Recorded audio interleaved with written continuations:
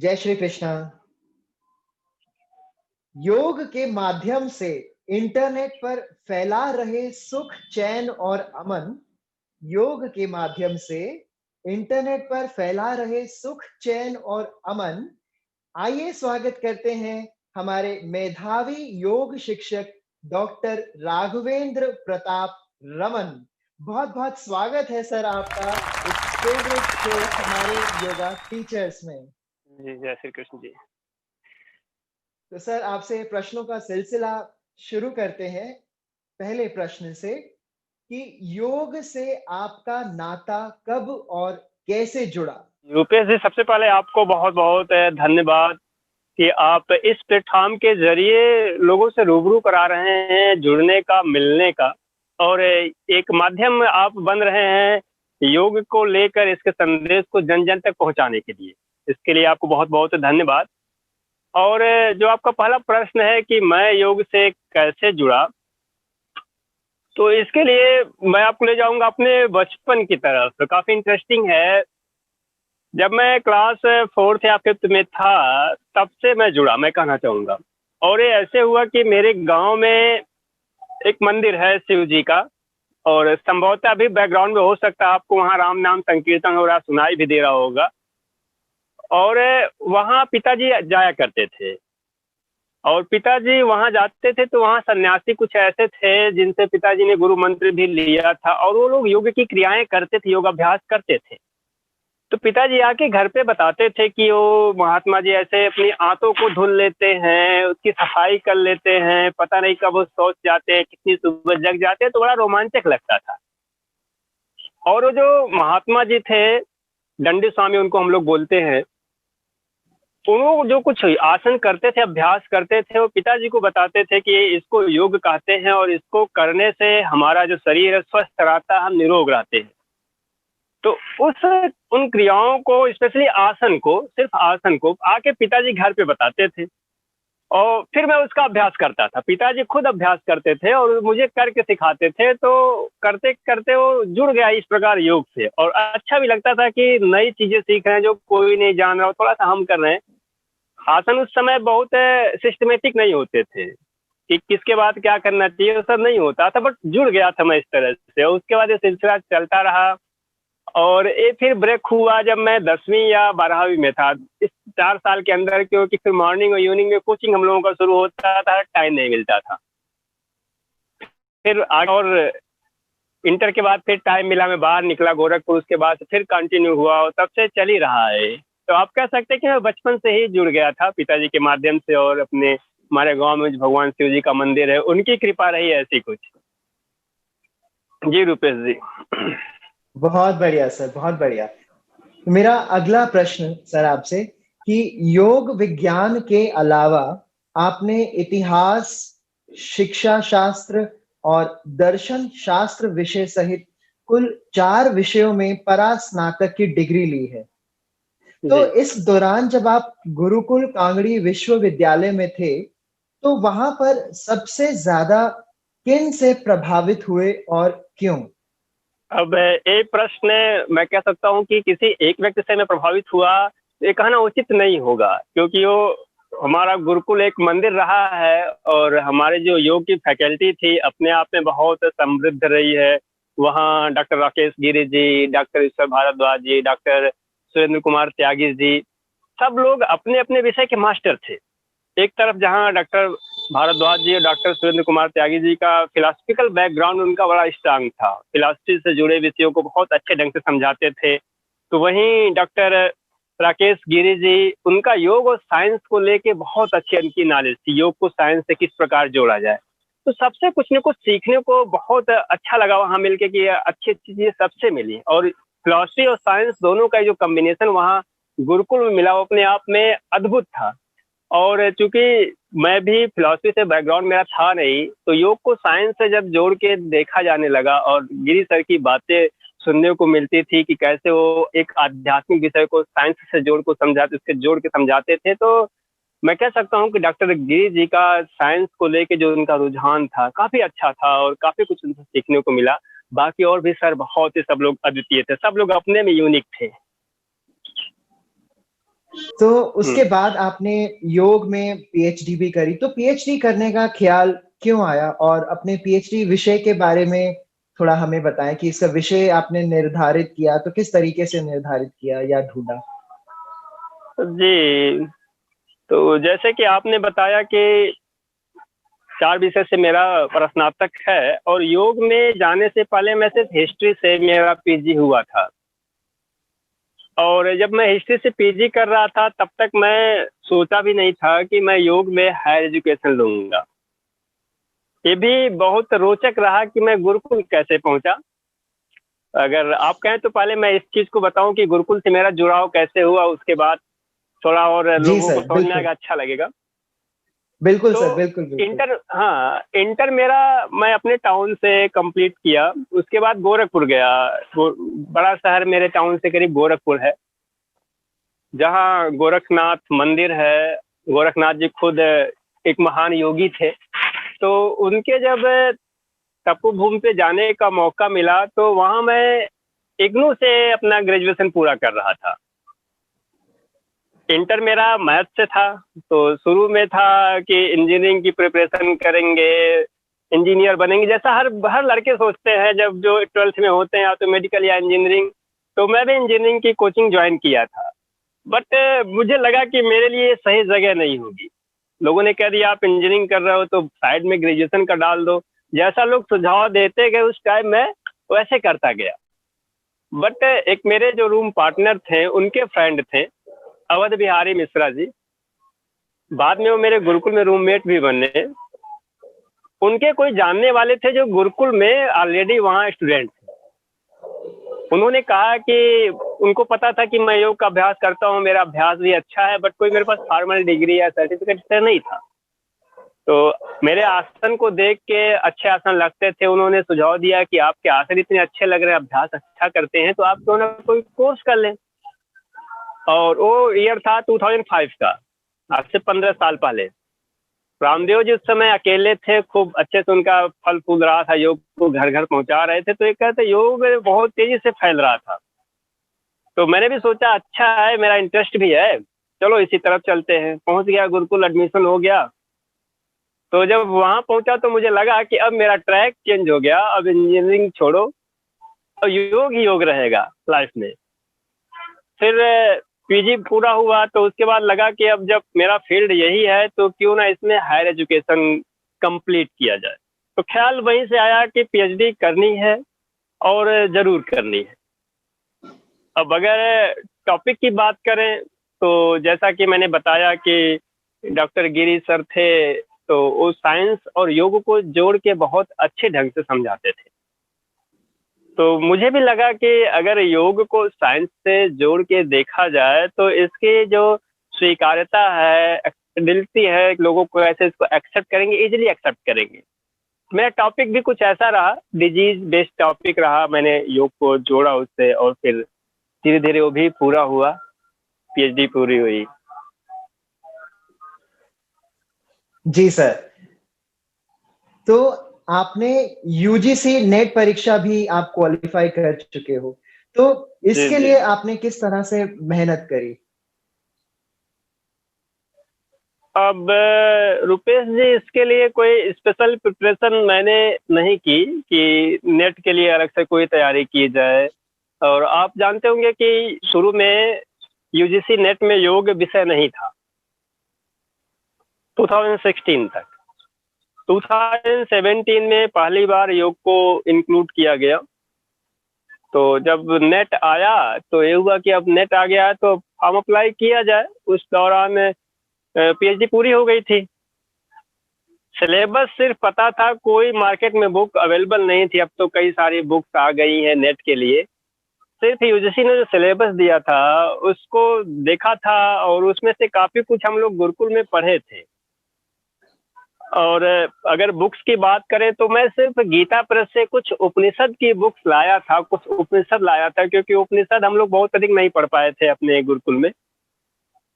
और बाकी मैं, चूंकि मेरे जो थीसिस थी theoretical study for defining the principles of yogic therapy of most prevalent disease of modern life, तो थीसिस मेरी साइंस बेस्ड थी, ह्यूमन फिजियोलॉजी पे थी, डिजीज बेस्ड थी, तो साइंस का थोड़ा बहुत नॉलेज उधर से मिल गया था। और बाकी फिलॉसफी तो मैं बताया गुरुकुल में कोई कमी उसकी नहीं थी। तो जो पहले से पढ़ा लिखा गया था वही काम आया, अलग से मैंने कोई प्रिपरेशन नहीं की उसके लिए कि हाँ कोई बहुत किया जाए, और ईश्वर की कृपा रही कि कोई दिक्कत नहीं आई, पहली बार में ही निकल गया, इसलिए वेट नहीं करना पड़ा। और दो दो बार निकल गया उसके बाद, बहुत पहली जनवरी में भी नवंबर में भी दोनों में निकाला मैं ऐसे। बहुत बढ़िया सर, बहुत बढ़िया। सो आपने पीएचडी भी करी हुई है, आपने यूजीसी नेट भी क्वालिफाई किया हुआ है, तो योग में जी और कौन कौन से कोर्सेज आपने किए हुए हैं? एक्चुअली उसके बाद मुझे लगा कि और कोई कोर्स करने की ज़रूरत नहीं थी और मुझे आवश्यकता भी नहीं पड़ी, क्योंकि पीजी हो गया था, पीएचडी हो गई थी, और उसके बाद सारे कोर्स तो छोटे-छोटे लग रहे थे, जो घंटे 200 घंटे, 40 घंटे, महीने, ऐसे जो कार्यक्रम चल रहे हैं आजकल, जान ही रहे हैं अभी अपने देश में तो ऐसे ही कोर्सेज़ चल रहे हैं। डिप्लोमा है, पोस्ट ग्रेजुएशन है, पीएचडी है। इसके अलावा जो कोर्सेज़ हैं वो अलग-अलग इंस्टीट्यूट के हैं, प्राइवेट इंस्टीट्यूट के हैं, छोटे-छोटे कोर्स हैं, तो उसकी मुझे कभी ज़रूरत नहीं मालूम हुई कि मैं और कुछ एक करूँ। जी सर। तो मेरा अगला प्रश्न आपसे, आपने बहुत सारे योग शिविर भी लिए हैं, तो योग शिविरों के माध्यम से आप हजारों युवाओं को स्वस्थ रहने के गुर सिखा चुके हो। तो जी। आप इन योग शिविरों में युवाओं की दिलचस्पी, मतलब उनका रुझान बढ़ाने के लिए किस तरीके से प्रयास करते हो? जी, एक ये महत्वपूर्ण प्रश्न आपने उठाया है कि युवाओं का रुझान योग में कैसे बढ़ाया जाए? योग जन-जन तक, घर-घर तक लगभग पहुँच गया है, लेकिन अभी भी युवा इससे बहुत अधिक नहीं जुड़ पा रहे हैं। जब लोग बीमार पड़ जाते हैं, तब लोग योग को अपनाते हैं कि अब डिजीज़ हो गई है, मुझे बैक पेन हो रहा है, मुझे साइटिका, हाइपरटेंशन, डायबिटीज़, या मैं बहुत अ, फैट गेन कर लिया हूँ। तो सभी लोग अपनाते हैं, और इसके उलट मेरा ख्याल था कि योग को युवा अवस्था से युवाओं तक ज़रूर पहुँचना चाहिए। और आज का जो युवा है आप देख रहे हैं वो जिम की तरफ ज़्यादा अग्रसर हैं कि हम जिम करें, हमारे सिक्स पैक बन जाएँ, एब्स बन जाएँ, सिक्स पैक या बाइसेप्स ये सब बन जाए दिखाने के लिए। तो मुझे लगा सही संदेश जाना चाहिए, इसीलिए मेरा फ़ोकस ज़्यादा युवाओं तक ही रहता है कि मैं युवाओं में अधिक से अधिक पहुँचूँ। और अब तक मैंने कई सारे स्कूल, कॉलेजों में एनसीसी कैडेट्स को, और नेहरू जो युवा केंद्र है, उसके कई सारे कार्यक्रम जो होते हैं मेरे डिस्ट्रिक्ट में और अदर डिस्ट्रिक्ट में, वहाँ मैंने हज़ारों युवाओं से जुड़ा और उनको यही समझाने का प्रयास करता हूँ कि योग आपके लिए है और आप अपने युवा अवस्था से इसको शुरू करें। और उनका माइंड मेकअप बनाने के लिए कि कैसे, आपने पूछा उनका रुझान कैसे इसमें आए, कैसे उनका इंटरेस्ट क्रिएट हो।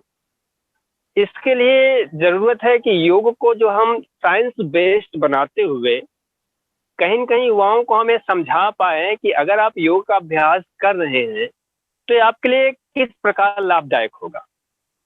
हम अगर उनसे मोक्ष की बातें करेंगे कि आपको मोक्ष मिल जाएगा, आप ईश्वर से मिल जाएँगे, तो ये चीज़ें उनके समझ में नहीं आती। लेकिन अगर उनको हम यही चीज़ें थोड़ा साइंस से ले जाते हुए समझाएँ कि आपकी बॉडी के अंदर बहुत अधिक पावर है, उस पावर को कैसे आप जागृत करेंगे, कैसे अपनी एनर्जी को चैनलाइज़ करेंगे। आपके अंदर जो चक्र हैं, चक्र का कांसेप्ट समझाने के लिए उनको फिर दूसरे तरीके से समझाना पड़ता है। तो अगर इन सारी चीज़ों को हम समझा पाएँ कि इससे योग को अपनाने से आपका ओवरऑल पर्सनैलिटी डेवलपमेंट होगा।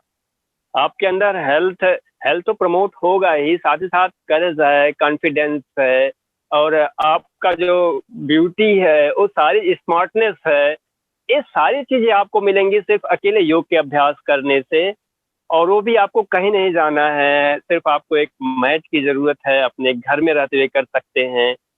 तो लोग जुड़ते हैं, युवा जुड़ते हैं, और मैंने देखा है कि शुरू में जब मैं कहीं नए लोगों से जुड़ता हूँ, नया ग्रुप होता है युवाओं का, और इनिशिएट जब मैं करता हूँ तो 1 घंटे बाद उनके बहुत सारे प्रश्न आते हैं। जब भी जैसे ही कार्यक्रम खत्म हुआ तो बहुत सारे युवा आते हैं और उनके मन में इतने क्वेश्चंस होते हैं सर, फिर मुझे हाइट गेन करना है, मेरा माइंड कैसे फोकस हो पढ़ाई के लिए, कोई कंपटीशन का प्रिपरेशन कर रहा है तो उनको बताना है सर मैं 6-6 घंटे बैठ के पढ़ता हूँ, 4-4 घंटे बैठ के पढ़ता हूँ, तो मुझे सर्वाइकल हो गया झुक के पढ़ने से, अब बैक पेन हो गया, तो कैसे दूर करूँ। तो ये सारी चीजें उनकी होती है, फिर वो योग के लिए मतलब कह सकते हैं आप दीवाने हो जाते हैं योग के। और आप जब हम अपने उम्र के युवाओं को या अपने से अधिक उम्र के युवाओं को हम लोग सिखाते हैं तो उनको मैं एक एग्जांपल शक्तिमान का जरूर देता हूँ। शक्तिमान जो सीरियल आता था, शायद आप भी देखे होंगे। जी सर। और तो उसमें शक्तिमान जब बैठता था तो पीछे जो तक उसके जागृत होते थे, शक्ति खत्म हो जाती थी। तो लोगों को लगता है कि हाँ, जो मैं देखता था बचपन में वो कहीं न कहीं योग था, एक साइंस था।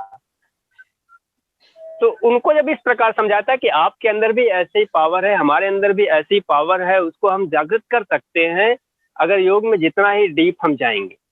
तो लोग खुश होते हैं, नई-नई चीजें उनको मिलती है कि योग सिर्फ सन्यासियों के लिए नहीं है, सिर्फ बुजुर्गों के लिए नहीं है या सिर्फ बीमार लोगों के लिए नहीं है।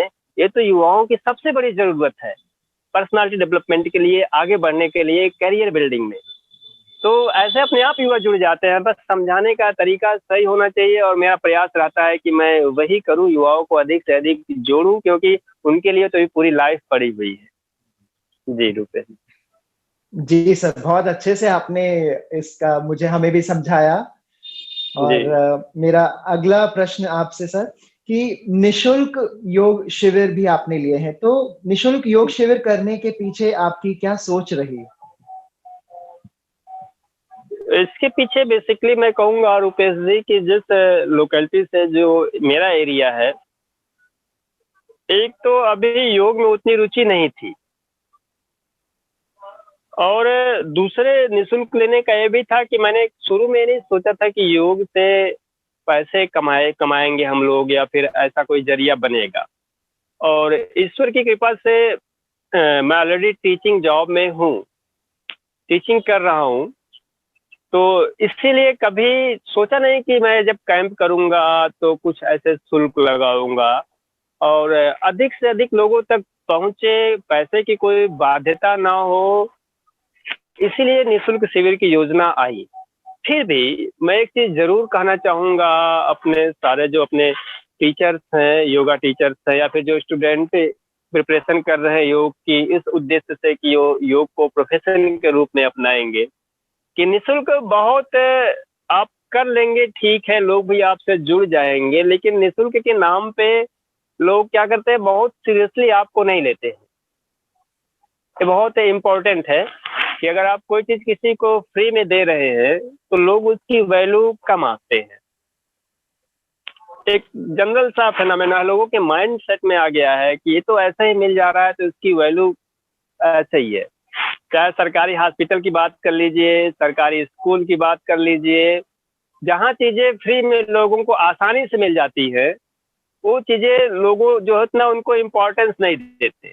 तो मैं कहूँगा कि ठीक है, निःशुल्क एक हद तक ठीक है, आप शुरू करिए, बट लोगों को शुल्क लगाना चाहिए। हालाँकि मैं नहीं लगाता, मैं कोई शुल्क नहीं लेता, लेकिन अगर कोई लगा रहा है तो उसको मैं बुरा भी नहीं मानता। शुल्क लेके भी योग सिखाया जाए और सिखाया जाना चाहिए जिससे लोगों को लगे कि हाँ, ऐसे ही नहीं है।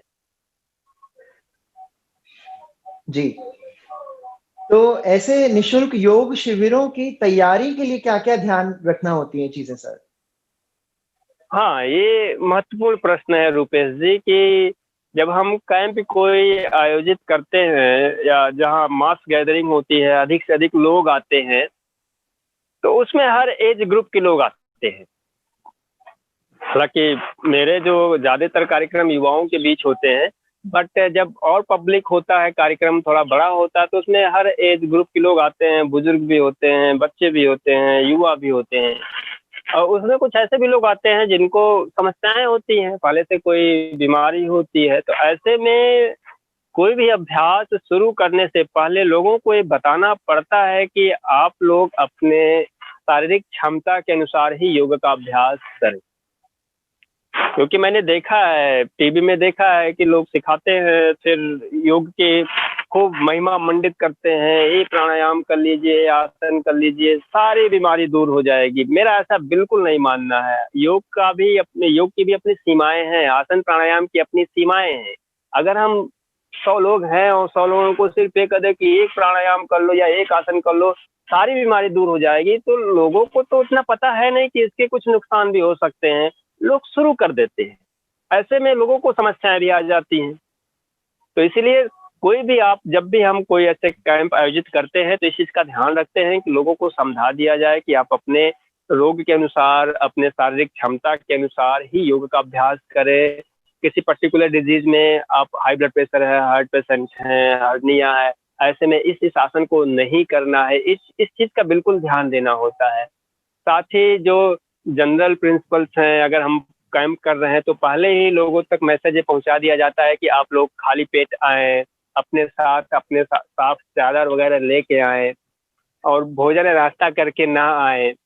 साथ ही साथ शुरू में आप अपने मोबाइल स्विच ऑफ कर दें। ये मैं ज़रूर बोलता हूँ जब भी मैं जाता हूँ, क्योंकि ये बहुत डिस्टर्बिंग एलिमेंट है। ये आप 1 घंटे अगर आप अभ्यास कर रहे हैं, आधे घंटे अभ्यास कर रहे हैं, तो आप योग में डूबिए, योग में रहिए।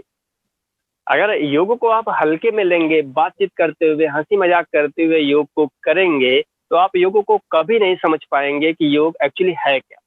लेकिन अगर आप सीरियसली आधे घंटे 1 घंटे योग के अभ्यास को कर रहे हैं, प्राणायाम मेडिटेशन कर रहे हैं उसमें, तभी आपको पता चल पाएगा कि रियली योग है क्या और आपका जुड़ाव अधिक से अधिक हो पाएगा। तो कैंप में इन सब चीज़ों का बहुत ध्यान देना होता है कि हमारा जो मैसेज है क्लियरली पहुंचे लोगों तक। अगर डिजीज बेस्ड कैंप है कि हम पर्टिकुलर रोग पे ही कैंप आयोजित करेंगे, डायबिटीज पे या हाई ब्लड प्रेशर पे, तो वहाँ उस पॉइंट ऑफ व्यू से अपनी प्रिपरेशन होनी चाहिए, ये मैं मानता हूँ। तो आपने सर 2018 में उत्तर प्रदेश राज्य स्तर पर आयोजित योगासन प्रतियोगिता में पूरे प्रदेश में पहला स्थान प्राप्त किया। जी तो ऐसी जी प्रतियोगिताओं के लिए आप अपने आप को किस तरह से तराशते हो? जी रुपेश जी, जब योग में प्रतियोगिता की बात आ जाती है तो ये बहुत अच्छा नहीं लगता, क्योंकि योग में कोई प्रतियोगिता नहीं है और मेरा मानना है ऐसा। और रही बात ये जो प्रतियोगिता की, तो अब तक मैं सिर्फ 2 कंपटीशन में ही गया हूँ और नहीं। एक बार मैं जब इंटर यूनिवर्सिटी में था, पहले उस इंटर यूनिवर्सिटी के अपने यूनिवर्सिटी वाले कंपटीशन को बता दूं, फिर मैं आपको इसको बताता हूँ। तो इंटर यूनिवर्सिटी में मैं गया था, तो उसमें विश्वविद्यालय की जो प्रतियोगिता होती है योगासन की, तो उसके लिए भी मैं गया था अपनी टीम की ओर से, हमारे यूनिवर्सिटी की टीम गई थी।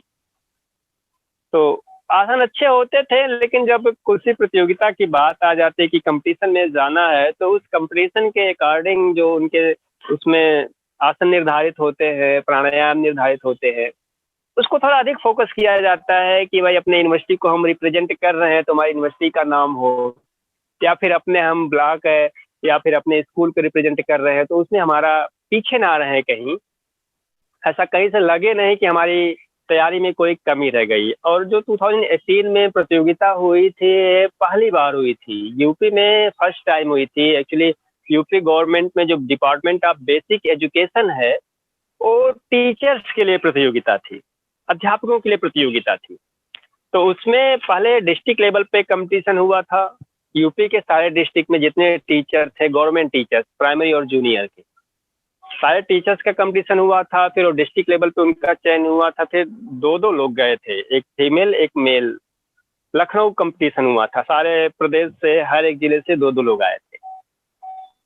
तो उसमें स्पेशल कोई प्रिपरेशन नहीं था, क्योंकि अभ्यास चलता ही रहता है हम लोगों का, बंद नहीं होता। तो इसका लाभ मिलता है, अगर आप रेगुलर प्रैक्टिस में हैं तो आपको बहुत अधिक तैयारी नहीं करनी पड़ती है। आपको सिर्फ ये देखना है कि कंपटीशन में कौन से आसन है, कौन से प्राणायाम हैं, और उस पर थोड़ा अधिक फोकस कर लीजिए। बाकी तो आप अच्छा कर लेंगे, अच्छा सोच के जाएंगे। लेकिन फिर भी मैं एक कहना चाहूँगा कि योग में जब हम योगासन की प्रतियोगिता करते हैं तो लोग क्या करते हैं, आसन पर ही फोकस करते हैं और कहीं भी जब आसन की प्रतियोगिता होती है तो वहां हम ये देखते हैं कि कौन अपने शरीर को कितना मोड़ दे रहा है, कितना कोई कलाबाजी दिखा दे रहा है। इससे कहीं न कहीं एक मैसेज ये चला जाता है कि योग सिर्फ आसन है, सिर्फ शरीर को मोड़ देना ही योग है। ज्यादातर लोग यही समझते हैं। तो ऐसा नहीं होना चाहिए। कंपटीशन अगर हो रहा है तो वहां तो ऐसा कोई मानक नहीं होता। आपके सिर्फ शरीर के मोड़ने के तरीकों को देखते, आपके बैलेंस को देखते हो, ये नहीं देखते कि आपका मन कैसा है, आपका व्यवहार कैसा है, आपकी सोच कैसी है। ये सारी चीजों का वहीं पे कोई पैरामीटर नहीं है, उसको मापने वाला, उसको देखने वाला कोई नहीं है। सिर्फ आप शरीर को कितना मोड़ दे रहे हैं, कितना घुमा दे रहे हैं। अगर इसी का नाम कंपटीशन है तो मैं इसको बहुत बहुत अधिक वैल्यू नहीं देता। फिर भी एक कंपटीशन लोगों में जागरूकता पैदा करते हैं, लोग इसी बहाने कम से कम जुड़ते हैं, तो यहाँ तक ठीक है। लेकिन कंपटीशन को ही योग मान लेना, आसन को ही योग मान लेना, ये सही नहीं है। मैं आपके माध्यम से कहना चाहूंगा। जी बहुत सुंदर बताया सर आपने ये, और बहुत अच्छा लगा ये सुन के भी आपके विचार इस बारे में। जी तो सर अब हमारा अगला पड़ाव है, एक अच्छा सा इंटरेस्टिंग सेक्शन पे हम चलते हैं। तो जी ये इस इंटरेस्टिंग सेक्शन का हमने नाम रखा है अजब गजब।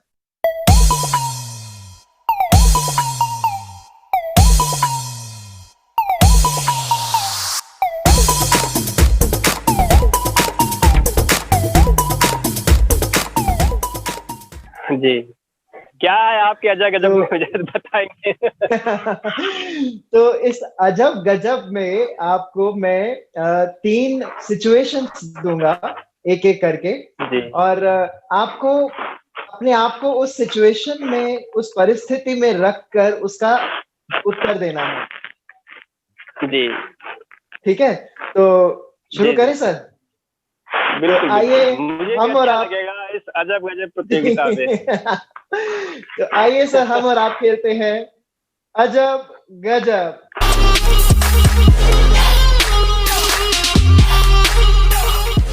प्रश्न आपसे इस अजब जी गजब में कि मान लीजिए कि आपको 1 दिन की हवाई यात्रा फ्री मिल गई है, जी तो आप ऐसे में कहां-कहां जाना पसंद करेंगे?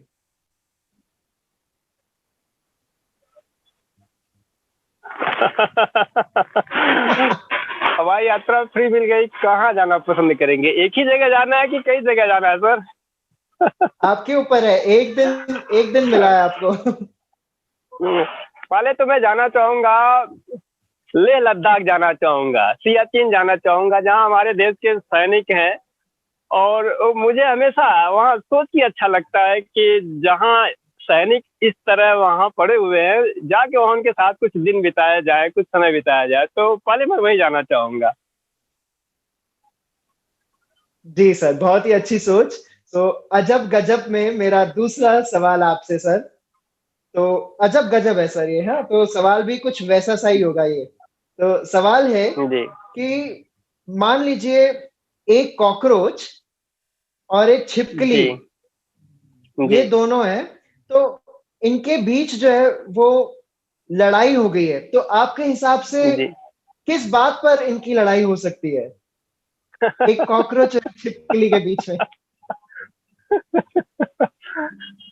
मुझे तो लगता है कि छिपकली कॉकरोच को खाने के लिए दौड़ी होगी, और फिर कॉकरोच अपने से खुद को बचाने के लिए दोनों में आपस में लड़ाई होगी कि कैसे मैं बच जाऊं, और छिपकली सोच रही है कैसे मैं इसको खा लूं। मेरे ख्याल से ऐसा होगा।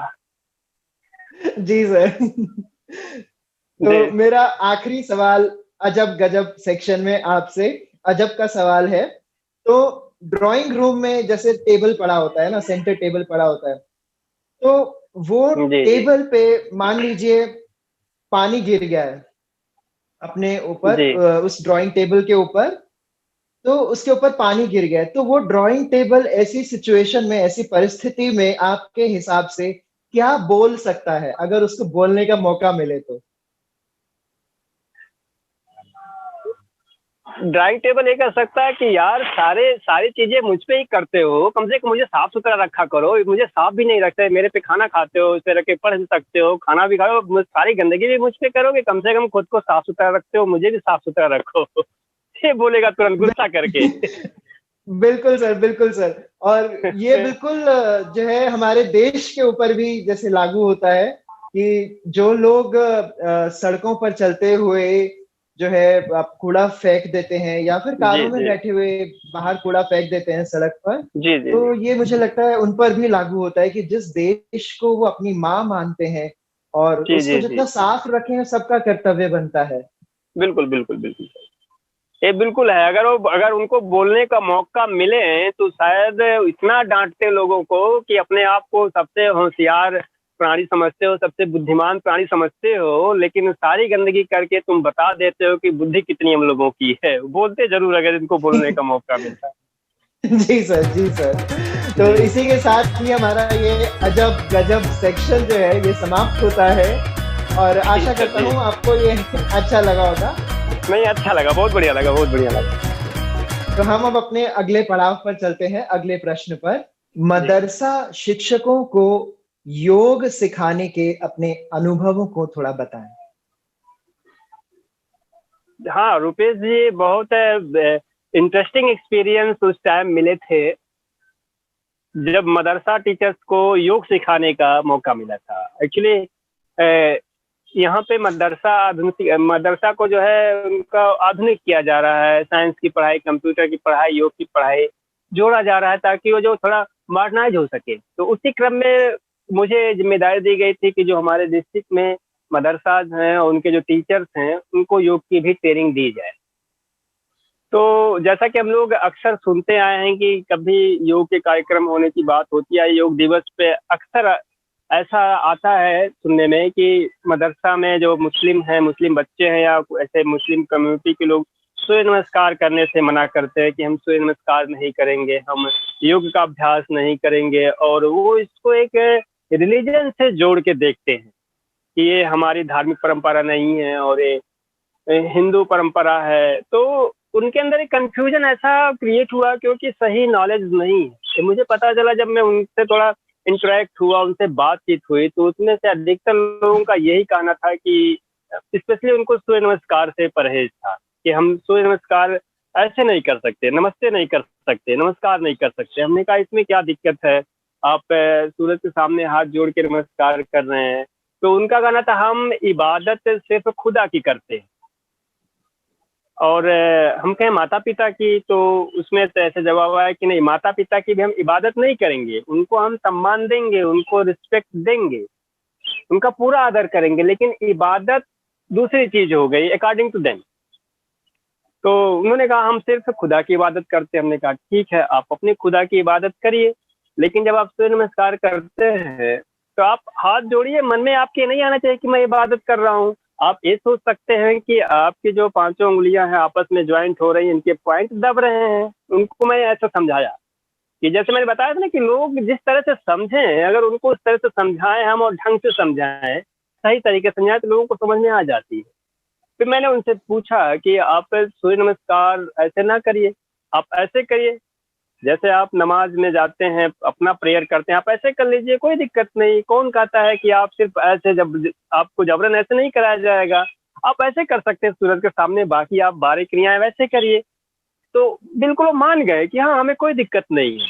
और वो कहे कि ऐसा तो कोई हमको समझाया नहीं था, यहाँ पे फोर्स करने की बात होती नहीं, ऐसा करिए ऐसा करिए। तो मैंने कहा नहीं, ऐसा नहीं है, योग तो सबके लिए है, और वह योग योग ही क्या अगर वो लोगों को जोड़ ना पाए। तो योग का तो बेसिक है कि आपको सबको जोड़ना है, क्या हिंदू, क्या मुस्लिम, क्या सिख, क्या ईसाई, रिलीजन माने नहीं रखता। योग रिलीजन है ही नहीं, कहीं भी नहीं कहा गया है कि योग सिर्फ हिंदुओं के लिए है, इसको मुस्लिम नहीं कर सकते, इसको ईसाई नहीं कर। हर व्यक्ति के लिए, हर कंट्री के लिए है, हर क्षेत्र के लिए है।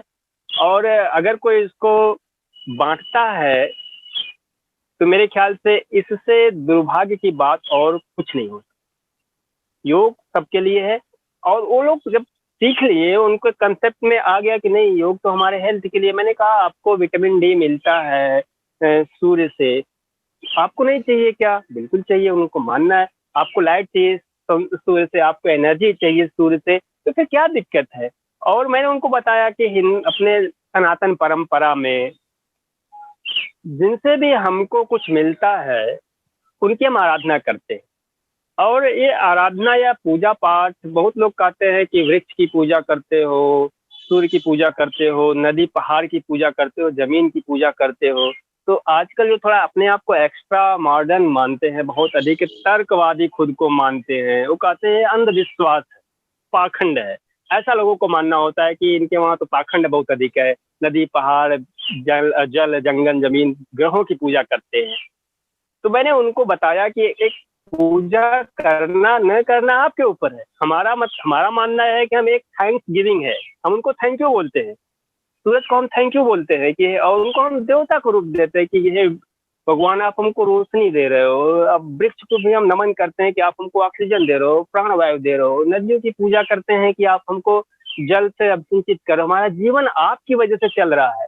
तो ये सिर्फ एक थैंक्स गिविंग प्रोसेस है, आप उनको थैंक यू बोल रहे हो। और हमने यही करना छोड़ दिया है, इसी वजह से आजकल की नदियां प्रदूषित हो गई हैं। हमने ये करना छोड़ दिया, इसलिए आजकल लोग जंगलों को बेतहाशा काट रहे हैं, प्रदूषित कर रहे हैं, जमीन को, पानी को, हवा को, हर एक चीज को। तो ये सारी चीजें मैंने उनके सामने रखी कि आप नमस्कार मत करिए, आप ऐसे करिए, बट एक थैंक्स गिविंग की बात हो आपके मन में कि आप थैंक यू बोल रहे हो, ऐसे करके बोल रहे हो चाहे ऐसे करके बोलो, बात वही है। तो सबको समझ में आ गया। मुझे बड़ा अच्छा लगा कि जो लोग शुरू में थोड़ा इनकार कर रहे थे, उनके अंदर थोड़ा संकोच था, हम सूर्य नमस्कार कैसे करेंगे, हमारे धर्म में तो नहीं, वो लोग उसके बारे में और जानने लगे। और तब से लोगों ने नंबर लिया। और अभी भी कुछ लोगों से बात होती है, अगर उनको कोई योग के बारे में पूछना होता है। कई लोग तो व्यक्तिगत रूप से आके फिर बाद में मिले कि सर मुझे योग सीखना है, आप मेरे मदरसे में आके योग सिखाएं तो अच्छा रहेगा। तो बहुत अच्छा लगा कि योग के माध्यम से मैं ऐसे लोगों को भी जोड़ पाया जिनके मन में कुछ इस तरह की भावनाएं थी। और सही बताओ रुपेश जी, योग को अगर हम सही तरीके से लोगों तक समझाएं तो योग कहीं बाधक नहीं होगा। हमें किसी धर्म से नहीं जोड़ना है, हमें जब उनको ऊपर थोपना नहीं है, हमें सिर्फ उनको समझाना है, उन तक सही चीजें पहुंचानी है। मंत्र कोई बाधक नहीं है। और इसीलिए आप देख रहे हैं कि जो योगा प्रोटोकॉल है, योग दिवस को हम लोग कराते हैं, उसमें मंत्र की चर्चा बहुत अधिक नहीं होती, सूर्य नमस्कार उसमें नहीं रखा गया है। या योग सबके लिए आओ, जुड़ो, इसमें सिर्फ जुड़ो जुड़ो जुड़ो। और जब आप एक बार जुड़ जाएंगे तो हमें आपको कुछ बताने की जरूरत नहीं पड़ेगी, आप खुद इसमें डूबते जाएंगे, खुद गोता लगाना चाहेंगे। बस एक बार आप जुड़ जाओ और सही ढंग से जुड़ जाओ। तो काफी अच्छा लगा मदरसा के जो मौलवी थे, मौलाना थे, उनको सिखाते हुए योग। जी रुपए। जी सर, तो इसी तरह से स्कूलों में भी आपने हजारों बच्चों को योग से जोड़ा है। तो उनको जब आप योग सिखाते हो तो किस विधि से उनको सिखाते हो? हाँ, उनको सिखाना काफी अच्छा लगता है योग। मैंने बताया कि मैं ज्यादा फोकस करता हूँ युवाओं और बच्चों पर ही, क्योंकि उनके उनके सामने सारी दुनिया पड़ी हुई है, सारा लाइफ आगे उनको जीना है, और वो आगे चल के संभालने वाले हैं समाज को और देश को। तो जब बच्चों को सिखाने की बात आती है तो बच्चों को हम ज्यादा फोकस करते हैं कुछ ऐसे आसनों पे जो बैलेंसिंग वाले हो, जिनसे बच्चा बगल में देखे कि मैं कैसा कर रहा हूँ, मैं 10 सेकंड रुक रहा हूँ तो मेरे बगल वाला भी 10 सेकंड रुक पा रहा है कि नहीं, मैं 12 रुक जाऊं। क्योंकि मन में जब कंपटीशन बच्चों के आता है तो और अच्छा करने की सोचते हैं। तो ऐसे में उनको जो गति वाले आसन होते हैं, सूर्य नमस्कार की बात होती है, देखिए कितना कौन सूर्य नमस्कार कर लेता है, कौन कितने अच्छे से कर लेता है, कौन बिना हिले डुले वृक्षासन में 20 सेकंड तक खड़े रह सकता है, कौन कितनी देर तक मंत्र का उच्चारण कर सकता है, कितनी अच्छे ढंग से ओम कर सकता है। तो उनके अंदर थोड़ा उस टाइम एक कंपटीशन की फीलिंग मैं लाता हूँ, ताकि वो और उसमें डीपली इन्वॉल्व हो सके। तो ऐसे में जो स्टैंडिंग पोस्चर हैं बड़े काम के होते हैं, वृक्षासन हुआ, ताड़ासन हुआ, या विमान आसन हुआ, या फिर हम कहें आओ चलो चिड़िया बनते हैं तो खग आसन समझाते हैं, कहते हैं आओ चलो सांप बन जाते हैं तो भुजंग आसन सीख जाते हैं, आओ चलो मोर बनते हैं, और चलो कुत्ते की तरह देखो कौन जीभ निकाल के तेजी से सांस लेता है, अग्निसार क्रिया। अगर उनको कहेंगे आओ अग्निसार करना है तो शायद वो उतना इंटरेस्टफुल्ली नहीं जुड़ेंगे। लेकिन और हम लोग कुत्ते की तरह श्वास लेते हैं और कुत्ता श्वास ऐसे क्यों लेता है तेजी से, उसको बता देते हैं, तो बहुत अच्छे से जुड़ता है। सिंहासन बहुत मन से विद्यार्थी करते हैं, स्टूडेंट, कि और सिंहासन किया जाएगा और शेर की तरह दहाड़ते हैं। तो खूब बच्चे हंसते भी हैं, खूब करते भी हैं। और एक चीज और बताओ, अपने क्लास में मैं जब पढ़ाने जाता हूँ तो लगभग हर पीरियड के पहले 2-3 मिनट का मैं मौन करवाता हूँ, ध्यान, ज्यादा लंबा नहीं।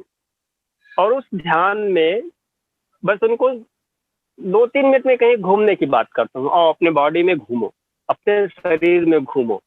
और कभी जब मौका मिलता है, हमारा पीरियड खेल का होता है, तो खेल में अक्सर मैं योग ही करवाता हूँ उनको, क्लास में बैठे बैठे ही, कि और बिना पैसे के किसी शहर में घूमने चलते हैं, और चलो दिल्ली घूमने चलते हैं। तो आंख बंद करके उनको दिल्ली घुमाने में बड़ा आनंद आता है कि आसमान में उड़ते हुए तुम जा रहे हो, उतरते हो, इंडिया गेट देखते हो, संसद भवन देखते हो, और इस तरह के मार्केट देखते हो, गलियां देखते हो, बड़ा अच्छा लगता है। मेरे स्कूल में मुस्लिम बच्चे ज्यादा हैं, तो शुरू में जब गया तो संकोच हुआ, कैसे सिखाऊंगा इन बच्चों को योग। तो फिर वही मदरसा वाला एक्सपीरियंस मुझे काम आया। बैठे बैठे मैं उनको हज की यात्रा कराया, बैठे बैठे ही मेडिटेशन में, कि और मेडिटेशन करो और चलो चलते हैं मक्का मदीना चलते हैं। और 5-7 मिनट में जब बच्चे आँख खोले, तो सर इतने जल्दी क्यों वापस लेते आए, अभी थोड़ा और घुमाए होते, बहुत आनंद आ रहा था। तो तरीका हमारा सही होना चाहिए, हर एज ग्रुप के लोग जुड़ जाते हैं योग से। जी, बहुत बढ़िया सर। तो इसी तरह से बच्चों के अलावा आप अध्यापकों को भी जो है योग विषय से जोड़ने के लिए जो प्रयास कर जी। रहे हो, योगा मॉड्यूल जो आप बना रहे हो, तो उस मॉड्यूल को बनाने के लिए आप किन-किन चीज़ों का ध्यान रख रहे हो? एक्चुअली एक ये बड़ा प्रोजेक्ट है, और स्पेशली मैं अकेले नहीं बना रहा हूँ। उसमें जो एससीईआरटी है, यूपी राज्य शैक्षिक अनुसंधान एवं प्रशिक्षण परिषद, तो प्लानिंग उसकी है। एससीईआरटी ने ये प्लान किया है कि पूरे प्रदेश में जितने टीचर्स हैं, गवर्नमेंट टीचर्स, प्राइमरी और जूनियर के, उन सबको योग का प्रशिक्षण दिया जाए। तो इसके पहले ऑफलाइन मॉड्यूल बना था, अभी ऑनलाइन मॉड्यूल बना है, उस पर काम चल रहा है। तो उसमें ये सिखाना है कि स्पेशली टीचर्स को सिखाना है। जब बच्चों को सिखाना रहता है तो आप अपने तरीके से सिखाते हैं, उसमें टीचर्स को सिखाना है। उसमें कोई ऐसे भी टीचर्स है जिनका बैकग्राउंड योग नहीं है, योग कभी वो पढ़े नहीं है, सिर्फ सुने हैं। तो बच्चों की ज़रूरतों को ध्यान में रखते हुए, क्योंकि आफ्टर ऑल बच्चों को ही जाके सिखाएंगे, कैसे हम टीचर का इंटरेस्ट क्रिएट करें कि पहले टीचर उस चीज़ को सीखे और फिर वो बच्चों को जाके सिखाए।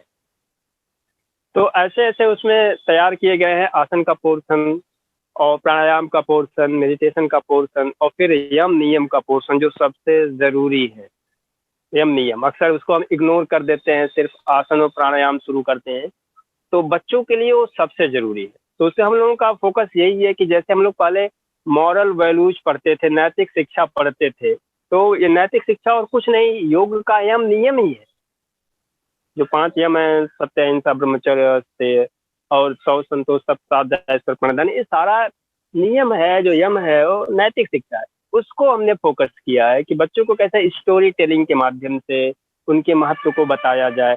तो प्रिपेयर ऐसे ही मॉड्यूल तैयार हुआ है कि टीचर भी उस चीज़ को सीखें पहले, और फिर उस चीज़ को बच्चों में बहुत ईजिली उनको सिखाएं और सब्जेक्ट से जोड़ते हुए सिखाएं। ये इंटरेस्ट इसमें काफ़ी क्रिएट होगा। जैसे बच्चों को हम त्रिभुज पढ़ा रहे हैं, कि तो बच्चों को त्रिभुज पढ़ाते समय हम उनको त्रिकोण आसन की बात को समझा सकते हैं कि देखो बच्चे, त्रिकोण आसन में ऐसे होता है तो हम त्रिभुज बनाते हैं। तो मैथ हम समझा रहे हैं उनको, हम इन्वायरमेंटल पर्यावरण विज्ञान पढ़ा रहे हैं, पर्यावरण का जो विषय है। तो हम वृक्ष पढ़ा रहे हैं कि वृक्ष से हमें क्या क्या मिलता है, तो वृक्ष को हम उसको कनेक्ट करेंगे वृक्ष आसन से। सूर्य पढ़ा रहे हैं तो सूर्य नमस्कार से कनेक्ट करेंगे।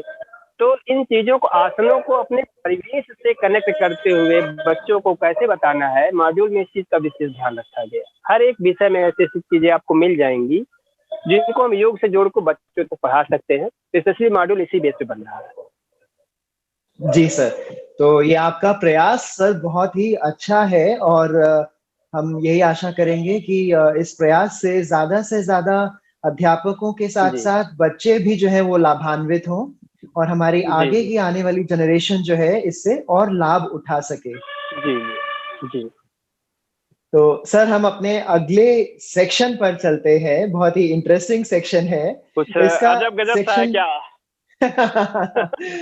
तो सर इस सेक्शन का नाम है क्यों क्योंकि क्यों क्यों क्यों क्यों क्यों क्यों क्यों क्यों क्यों क्यों क्यों क्यों क्योंकि क्योंकि क्योंकि क्योंकि क्योंकि क्योंकि क्योंकि क्योंकि क्योंकि क्योंकि क्योंकि इस सेक्शन में हमारे योग मित्र में से एक जने हैं, तो वो आपसे 3 प्रश्न जो है वो पूछेंगे एक-एक जी करके और जी आप फिर उनका जवाब जो है आप दे सकते हैं।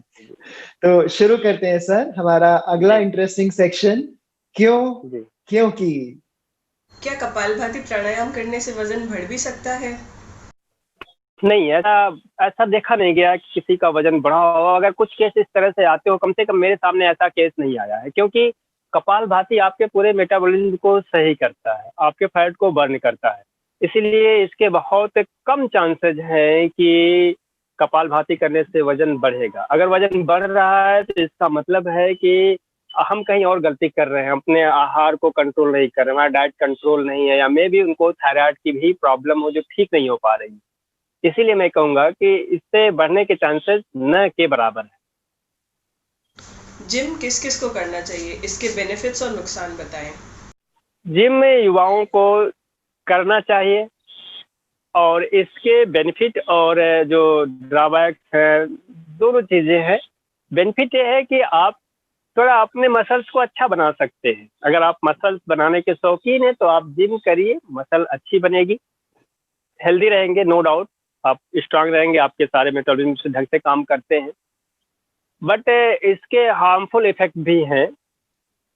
होता क्या है कि जो हम फिल्मी कल्चर देखते हैं, हीरो को देखते हैं, अपने एक्टर को देखते हैं और बॉडी उनकी तरह बनाना शुरू कर देते हैं। 2-4 महीने जिम में जाते हैं, बॉडी हमारी बन जाती है, हम जिम करना बंद कर देते हैं। अक्सर जो मैं देखा हूँ अपने आसपास, एक बार आप जिम करना बंद कर दिए, उसके बाद समस्याएं शुरू होती हैं। बहुत से लोग जिम बंद करने के बाद वेट गेन करते हैं। ऐसे रिसर्चेज आए हैं और आसपास में मैंने देखा है, क्योंकि जब आप जिम में वर्कआउट करते हैं, पसीना बहाते हैं, तो आपकी डाइट बढ़ती है और मसल्स, चूंकि आप उतना पसीना बहा देते हो, कैलोरी बर्न कर देते हो, तो वो बैलेंस हो जाता है। लेकिन जब आप जिम करना छोड़ देते हैं तो डाइट आपकी वही लगभग रहती है, आप एक वेट गेन करते हैं। दूसरी बात कि जब आप जिम करते हैं तो आप सिर्फ अपने फिजिकल बॉडी पे फोकस करते हैं।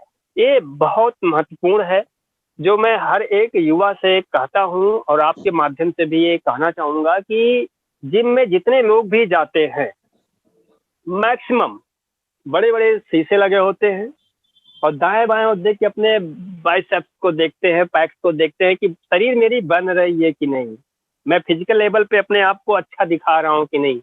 उनका ये फोकस नहीं रहता कि वो अपने आप को, मेंटल हेल्थ को बनाने के लिए क्या कर रहे हैं। This is the most important factor जो आज का यूथ इग्नोर कर रहा है, कि आप शरीर को बना रहे हैं लेकिन अपने मन को प्रिपेयर नहीं कर रहे हैं और इसीलिए समस्याएं आ रही हैं।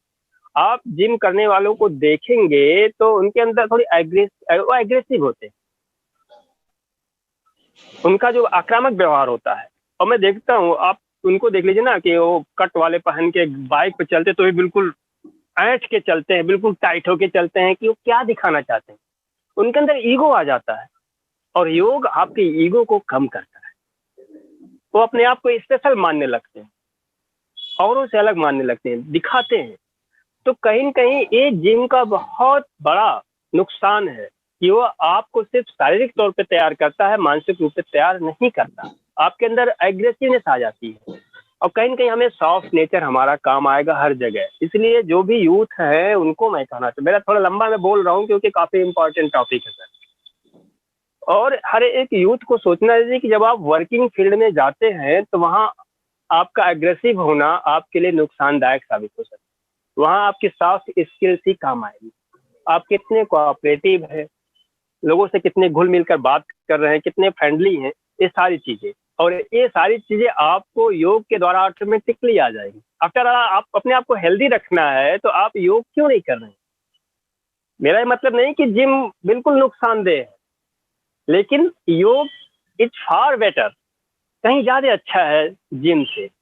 आपको फिजिकली फिट रखेगा और मेंटली भी फिट रखेगा। और ये जो सेल्फी का जमाना है, सेल्फी में आप सिर्फ अपने बॉडी को दिखाते हैं कि देखो मैं कितना सुंदर हूँ, मेरा शरीर कितना सुंदर है, मेरा चेहरा कितना सुंदर है। कुछ ऐसा काम करिए जिससे हमारे मन की सुंदरता सामने आए, हमारे अंदर की सुंदरता सामने आए।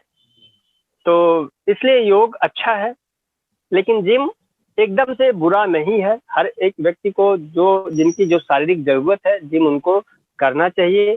जिम की लिमिटेशंस भी है, आप बहुत अधिक उम्र के हो गए, आप जिम नहीं कर पाएंगे। आप बॉडी बनाने के चक्कर में तमाम स्टेरॉइड्स लेते हैं, और मैंने देखा है जिम वालों को, बहुत लोगों को नुकसान हो गया, उनके लंग्स खराब हो गए हैं, टीबी तक हो गया है। तो ऐसे में एक प्रॉपर ट्रेनर हो और सारे जो आपको अच्छे ढंग से सिखा सके, आप कितनी रिक्वायरमेंट है तभी आप जिम करिए, अदरवाइज आप योग करिए, खुद करिए, अपने घर के लोगों को योग कराइए, आपको बहुत अच्छा लगेगा, आपको अंदर उतरने का मौका मिलेगा। जी सर। खाने में कौन कौन सी चीजें एक साथ में नहीं खानी चाहिए? सबसे कॉमन चीज मैं देखता हूँ, वैसे तो आयुर्वेद में इस तरह की चीजें बहुत डिटेल में बताई गई हैं, उसको स्टडी किया जा सकता है कि हर एक मौसम के अनुसार आयुर्वेद में बताया गया है कि इस मौसम में क्या खाएं क्या ना खाएं।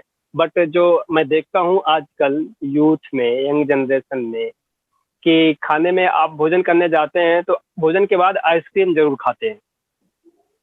तो आइसक्रीम बिल्कुल ना खाएं। भोजन के साथ ठंडा पानी बिल्कुल ना लें। एक फैशन सा बन गया है कि आप जरा चिल्ड वाटर लाओ, चिल्ड बॉटल लाओ, कोल्ड ड्रिंक पीने का और सारी चीज़ों को, तो उनको चिल्ड ही चाहिए। पता चले अंदर जाके भी वो चिल्ड कर देता है, हमारे जो पाचक अग्नि है उसको भी चिल्ड कर देता है, ठंडा कर देता है, और तमाम उससे ड्रॉबैक, तमाम हेल्थ प्रॉब्लम्स आती है। तो मैं इतना ही कहना चाहूँगा इस विषय पे, क्योंकि विषय लंबा है कि क्या खाएं क्या ना खाएं।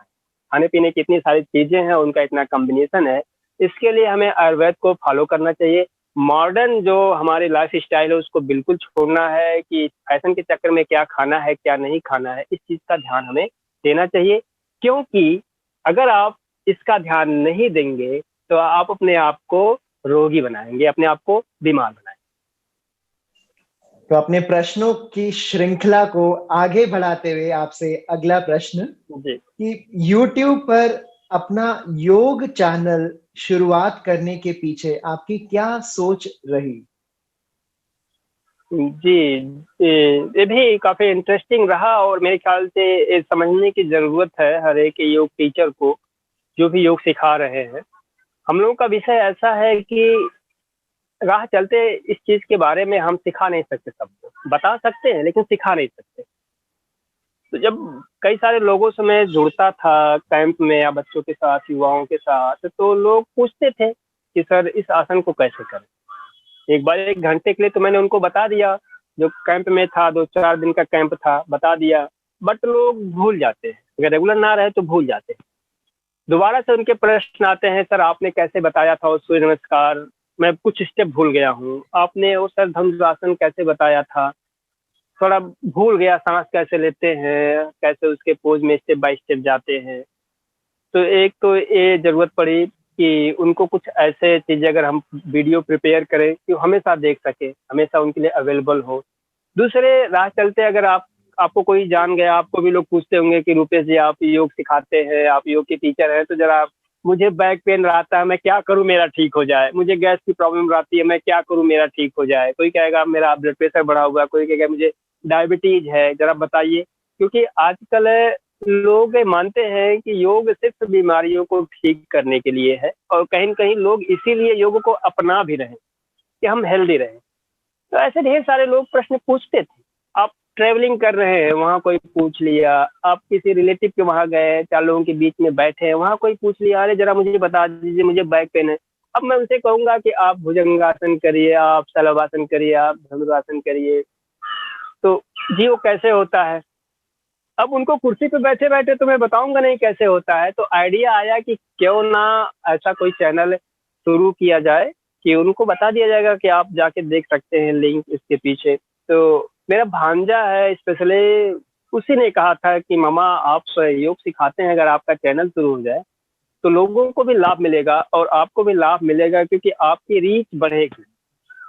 जहां मैं 100 लोगों को सिखाता हूं, अगर मैं ऑनलाइन प्लेटफॉर्म पे आ गया तो मैं ग्लोबली जुड़ गया लोगों से, तो अधिक से अधिक लोग आपके द्वारा योग को जान पाएंगे और आपको भी अच्छा लगेगा कि आप इस प्लेटफॉर्म के जरिए अधिक से अधिक लोगों तक पहुंच रहे हैं। इसके पीछे यही उद्देश्य था यूट्यूब चैनल शुरू करने का उद्देश्य। जी सर। सो यूट्यूब पर एक अच्छी वीडियो बनाकर डालने के लिए आपके हिसाब से क्या क्या चीजें सीखनी अच्छी हैं और क्या क्या तैयारियां इसके लिए करनी होती है?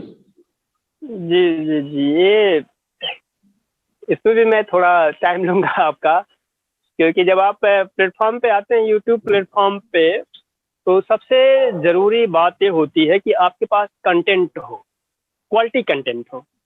सिर्फ कंटेंट नहीं, उसमें क्वालिटी होनी चाहिए, क्योंकि आजकल आप देख रहे हैं कि योग सिखाने वाले बहुत से लोग हो गए जो 10 दिन का कोर्स करके आते हैं, वो भी अपने आप को योग टीचर कहते हैं, और जो कई साल देते हैं वो तो है ही है अपने आप में। तो ऐसे में इस भीड़ में अपने आप को इस्टेब्लिश करने के लिए स्पेशली यूट्यूब पे आपका कंटेंट अच्छा हो, जो भी आप टॉपिक चुन रहे हैं आप उसको उस पर वर्क करिए।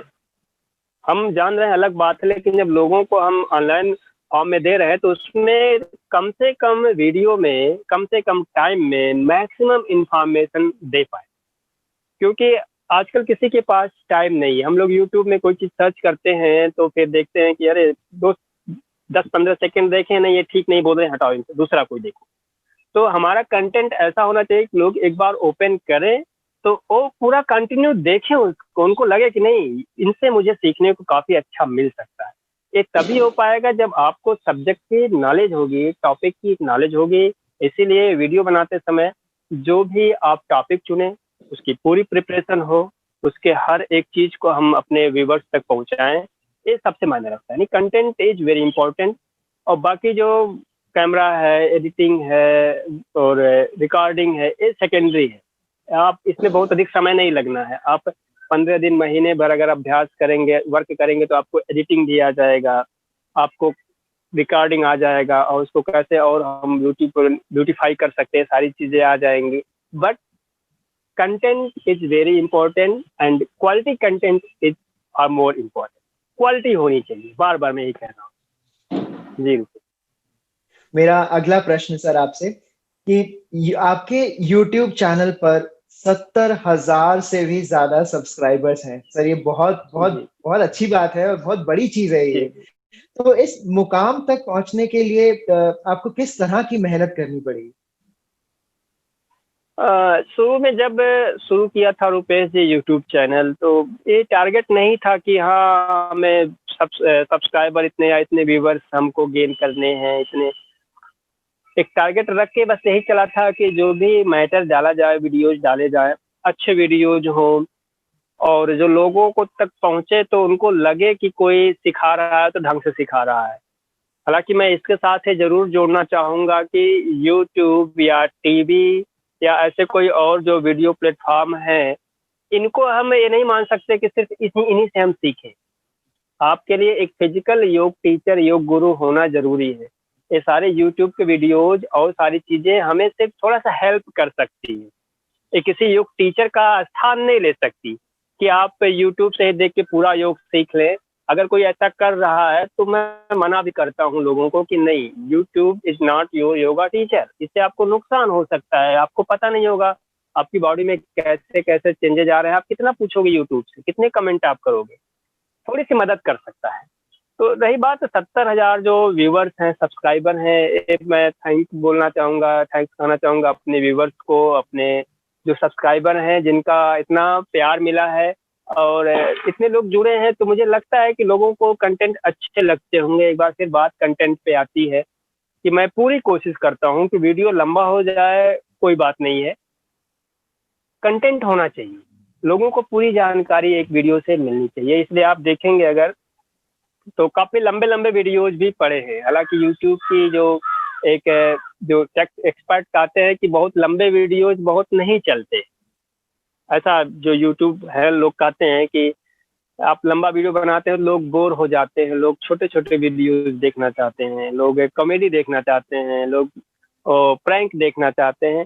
तो बट मेरा मानना शुरू से ही रहा है कि कोई दिक्कत नहीं, व्यूवर्स कम ही आए, लेकिन जो आए हैं जेन्युइन व्यूवर्स आए। इसलिए मैं लंबे वीडियो डालने में कोई परहेज नहीं करता। मेरा माइंड में हमेशा रहता है कि कंटेंट अच्छा जाए, लोग सीखें, और शायद इसी का परिणाम है कि लोग अप्रिसिएट कर रहे हैं। आप देखते होंगे लोग अच्छा रिस्पांस करते हैं और खुद भी अच्छा लगता है कि इतने लोग जुड़े हैं, कितना बड़ा परिवार बन गया है योगा विथ रमन का।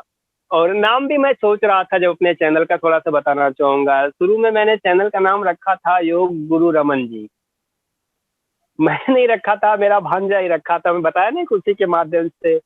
तो फिर मुझे लगा कि योग गुरु रमन जी, इसमें जो गुरु शब्द है ये बहुत भारी भरकम मुझे लग रहा था। क्योंकि जब आप अपने आप को अगर गुरु, हम स्वघोषित गुरु कहना शुरू कर दे कि नहीं मैं गुरु हूँ, तो कहीं ना कहीं आपकी रिस्पॉन्सिबिलिटी बहुत अधिक बढ़ जाती है। तो फिर मैंने कहा नहीं, ये सूट नहीं करता मुझे, गुरु वाला शब्द वर्ड मेरे लिए नहीं है। मैं अपने आप को गुरु नहीं मानता, क्योंकि मैं भी योग का अपने आप को स्टूडेंट ही मानने में अच्छा लगता है कि हम योग इतना डीप है, एक इतना डीप ओशन है कि आप सीखते जाओ, आप इसका पार नहीं पा सकते। तो मैं भी योग का स्टूडेंट हूँ। मैं अपने व्यूवर्स को भी कहता हूँ कि जो मुझे गुरु कहते हैं, कुछ लोग कहते हैं कि मुझे अपना गुरु बनाइए, आप मुझे अपना शिष्य बनाइए, मैं आपको गुरु बनाता हूँ। नहीं, मैंने कहा गुरु मत बनाओ, आप भी उसी रास्ते पे चलने वाले हो, मैं भी उसी रास्ते पे चलने वाला हूँ। हो सकता है मैं 4 कदम थोड़ा सा आपके आगे हूँ, बट हम लोग एक ही मार्ग के पथिक हैं, इसलिए ऐसी कोई बात नहीं है। और ये जो 70,000 सब्सक्राइबर हैं, व्यूवर्स हैं, मैं उनको अपना एक परिवार मानता हूँ। बहुत अच्छा लगता है जब उनसे बातचीत करके वर्चुअली वो अपनी बात रखते हैं, मैं उनको रिप्लाई करता हूँ उनसे ही। जी सर, मेरा अगला प्रश्न, योग के क्षेत्र में आपके प्रेरणा स्रोत कौन कौन है? हाँ जी, ये मैं बताना चाहूँगा कि सबसे पहले तो मैं अपने पिताजी को मानूंगा कि पिताजी मेरे प्रेरणा स्रोत रहे। ये उस टाइम की बात है, मैंने आपसे बताया था कि क्लास में 4th या 5th में था, तभी से मैं योग कर रहा हूँ। उस टाइम रामदेव जी का भी कोई नाम नहीं था, रामदेव जी को भी कोई नहीं जानता था, योग के बारे में कोई नहीं जानता था। आज के 15 साल पहले बहुत कम लोग जानते थे, रामदेव जी भी इतने पॉपुलर नहीं हुए थे। अब उस टाइम पिताजी मेरे योग सिखाए थे, तो जाहिर सी बात है कि उनको पता था, योग का इम्पोर्टेंस पता था। तो मेरे पहले गुरु तो मैं मानूंगा मेरे पिताजी ही रहे हैं, उनको मैं अपना प्रेरणा स्रोत मानता हूँ। और अभी भी वो योग का अभ्यास इस उम्र में करते हैं। बाद के टाइम में जो मेरे यूनिवर्सिटी में डॉक्टर राकेश गिरी जी जुड़े, उनको मैं अपना प्रेरणा स्रोत मानता हूँ। डॉक्टर ईश्वर भारद्वाज जी हैं, उनको मैं मानता हूँ। और डॉक्टर त्यागी जी हैं, अपने सभी गुरुओं को मानता हूँ जिनसे जो भी सीखने को मिला है। और अगर जिनसे मैं नहीं मिला हूँ, ऐसे हैं स्वामी सत्यानंद सरस्वती जी, जो बिहार मुंगेर योग विद्यालय के हैं।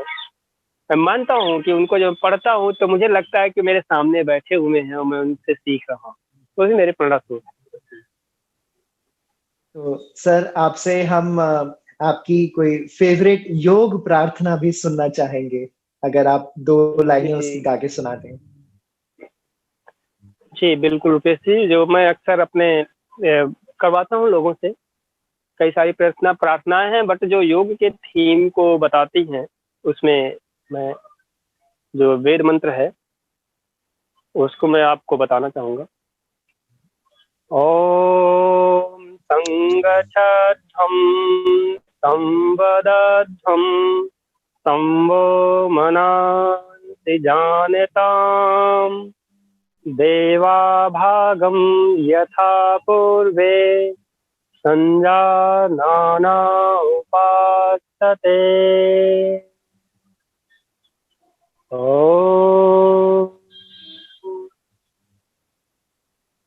योग की मान्यता है कि हम साथ साथ चलें, एक मन हो, जैसा हमारे पूर्वजों ने, ऋषि मुनियों ने, देवताओं ने एक भाव रहते हुए एक भाव से जुड़ते हुए अपना योगदान दिया इस समाज, देश, राष्ट्र को बेहतर बनाने में, हम भी योग के माध्यम से ऐसा कर पाए। तो इस प्रार्थना में, इस भाव से मैं काफी इसको पसंद करता हूँ, इस प्रार्थना को। बाकी सारी प्रार्थनाएं अच्छी हैं। जी जी।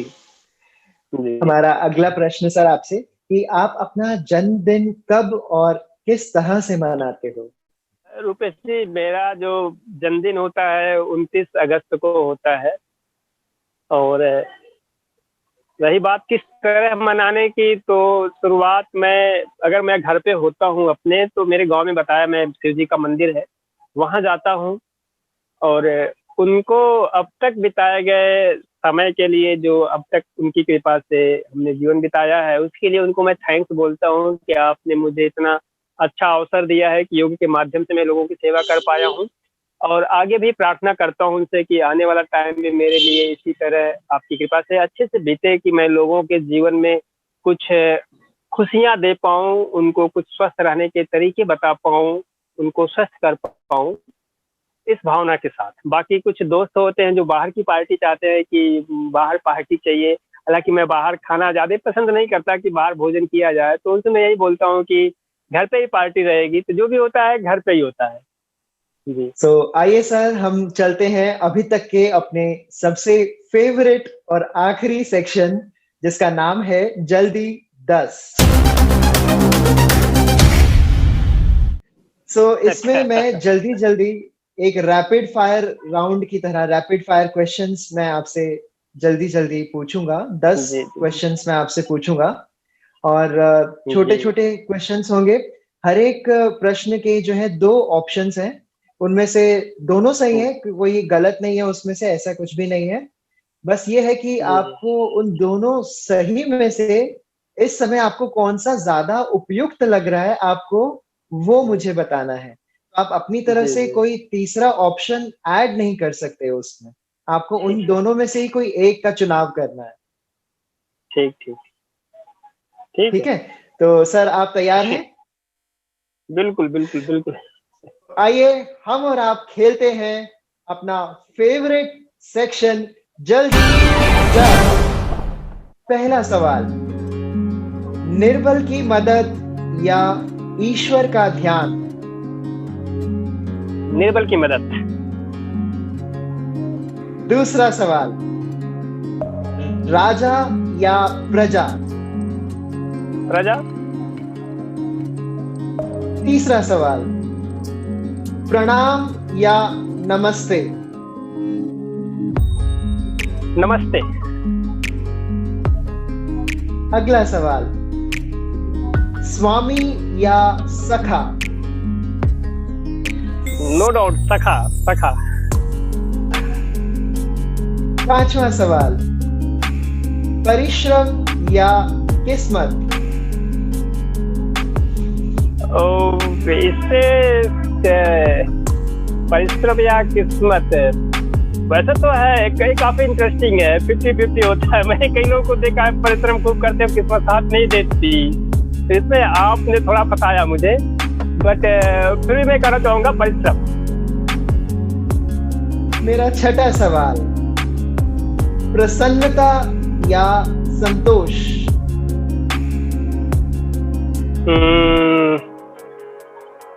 तो इस पे प्रसन्नता।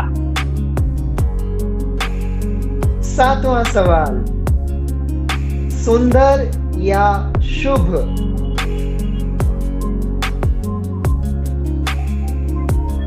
शुभ है तो सुंदर ही होगा, इसलिए शुभ का साइड लेता हूं मैं। आठवां सवाल, नदी या सागर? नो डाउट सागर।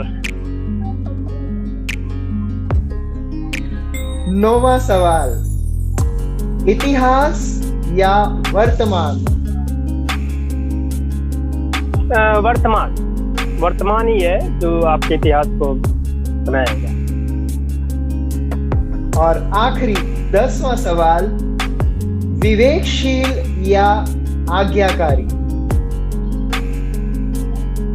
विवेकशील। विवेकशील है तो बाकी सारी चीजें आ जाएंगी आप। और इसी के साथ ही हम खत्म करते हैं अपना सबसे फेवरेट सेक्शन जल्दी 10। आशा करते हैं सर आपको ये वाला सेक्शन बहुत अच्छा लगा होगा और पूरा इंटरव्यू आपके साथ करके बहुत अच्छा लगा। जी जी, तो बहुत सर बहुत इसी धन्यवाद तरह से आपको भी हम रुपेश जी। आपको भी सर बहुत बहुत धन्यवाद।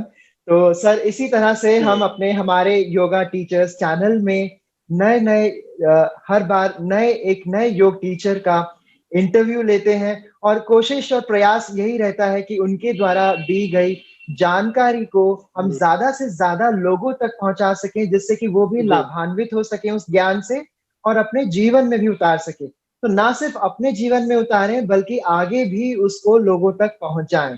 तो ये ऐसा प्रयास रहता है। अपने व्यूअर्स से मैं यही कहना चाहूंगा कि इस चैनल को लाइक करें और सब्सक्राइब जरूर करें। और यदि आपको लगता है कि आप भी किसी ऐसे योगा टीचर को जानते हैं जिसका आप चाहते हैं कि इंटरव्यू हो, तो नीचे कमेंट बॉक्स में जरूर बताएं। एक बार फिर से सर आप हमारे साथ जुड़े, आपने अपना कीमती समय हमें दिया, इसके लिए तहे दिल से आपका बहुत बहुत धन्यवाद सर। जी रुपेश जी, बहुत बढ़िया लगा आपसे जुड़ के और आपके माध्यम से बहुत लोगों तक मैं जुड़ूंगा, ऐसा आशा करता हूँ। रुपेश जी के प्रयास को और आगे बढ़ाएं। आप रुपेश जी के चैनल को सब्सक्राइब करें और खुद योग का अभ्यास करें, अपने परिवार को, अपने मित्रों को भी योग का अभ्यास कराएं। इन्हीं शुभकामनाओं के साथ आप सभी लोगों को, सभी देखने वालों को और रुपेश जी को बहुत बहुत धन्यवाद। नमस्ते। मैं आप लोगों से यही रिक्वेस्ट करूंगा, और इसको मैसेज कहिए या आप कुछ भी कहिए, कि हमें क्या करना है, अपने माइंड में कोई भी काम करते समय दिमाग में रखना है कि थिंक अबाउट अदर, दूसरों के बारे में सोचे, जिससे दुनिया बेहतर बन सके, अच्छी बन सके और हम सब लोग खुश रह सके। Thank you.